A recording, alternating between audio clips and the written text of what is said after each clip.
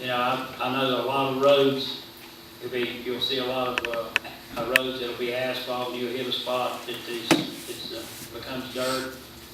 And, you know, those people that own that property that chose to let it be that way, they were given, their decision counted. You know, they were given that right. And, you know, that's, eminent domain is something, you know, I believe in personal rights, being able to, you know, express yourself in what you believe in, and especially in something like roads and construction and things like that. I think I'm pretty much against anybody being forced to do anything that's against our will.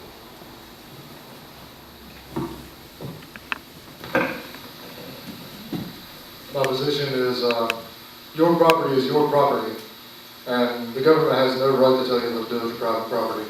I understand that sometimes the government needs to build roads, things of that nature, but it should be done in a spirit of cooperation with the property owner instead of forcibly taking it.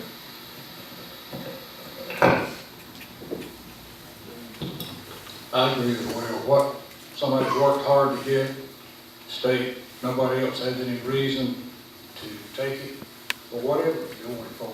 If they want it for road, then they ought to have to pay for it, and not at their own figure, let some independent do the appraisal of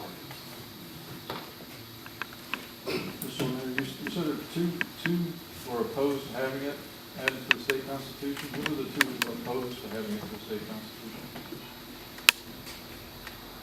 Would y'all mind identifying yourselves? Do y'all remember that question? I mean, I do.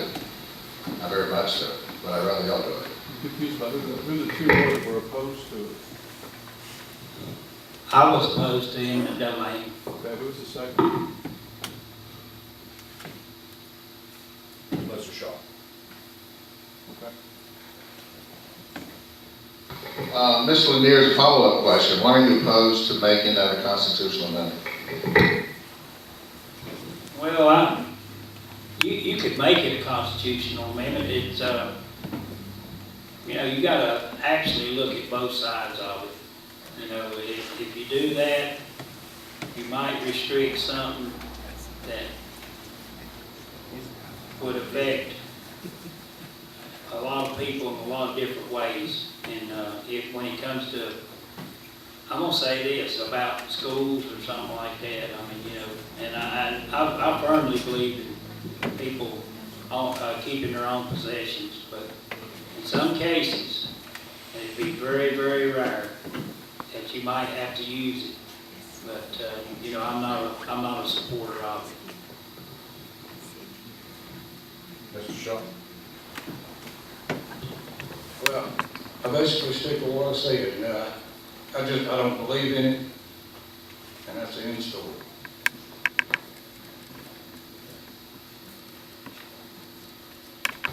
Is one final follow-up question, all three of you, since we already had a schedule. Both the North Carolina League of Municipalities and the North Carolina Association of County Commissioners, which we fund with our tax dollars, are adamantly opposed to that amendment. Because each wants to be able to confiscate my property and do anything they so desire. That means build a shopping mall because my house is old and I don't pay a lot of taxes. But is that the proper position for both of these organizations to take? Ms. Levine? No, it's not, because again, you know, I solely believe that government needs to stay out of personal property issues. People ought to be able, if you live on a tract of land, or if you have a home there for 100 years, your ancestors that lived in that property, it shouldn't be taken from you just to develop something or build certain roads or whatever, you know. And I'm not really sure why the state, you know, feels the way they do. Of course, I think a lot of it, Randolph County, we are rural, and you don't see that happen in this area. And, you know, your bigger municipalities, you see it. That's where it happens, in larger cities. And we tend to believe in what's yours is yours. I think my previous statement summed up my position on this matter, but what I am shocked to hear is that those two organizations that you mentioned are funded by taxpayer dollars. That's ridiculous. There should be no funding for those organizations. You pay their retirement too when they retire. Even worse. Mr. Shaw? Well, the only time I would see an exception to this, you know, with all the problems we're having drugs around now, and some of these guys have learned to buy property, and if they have come across illegal money, then I think you should be able to take it, otherwise, no. Let's move on to state-sponsored capitalism. I learned it in grade school, as did anybody else over the age of 50, is communism. But we have a lot of cities and some counties, and at least 2 of the commissioners in Randolph County want to be able to get into the broadband business, the cable business. I'm not going to ask about the landfill because I know that's a hot item, and I'm sure we'll have 1 or 2 questions on that from the audience. But I will ask in general each of the candidates, what sort of business enterprises should government at any level be engaged in?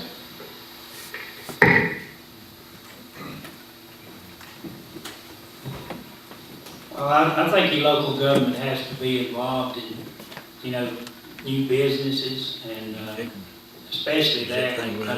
You're seeing a lot of businesses that do come in now. The first thing they do in the state of North Carolina and the federal government started this, they want incentives. And as a commissioner right now, it's tough to get any kind of business in here unless you give them some kind of incentive. I don't like incentives, but the way we do it in the county, we do it through a tax break. We had a company to come here 4 years ago. We had several people there that were against it. And now, they spent $109 million, and now they're spending $130 to $140 million in that area, that amount. And they are the largest taxpayer in Randolph County for 5 years. So, you know, in some cases, it will work, and probably other cases, it will not work. But to bring, from the finance side of it, to bring it to Randolph County, you know, or any other county, that's what the state and federal government has brought into the picture. And we have to do that to bring in jobs, bring financial security and revenues to the county.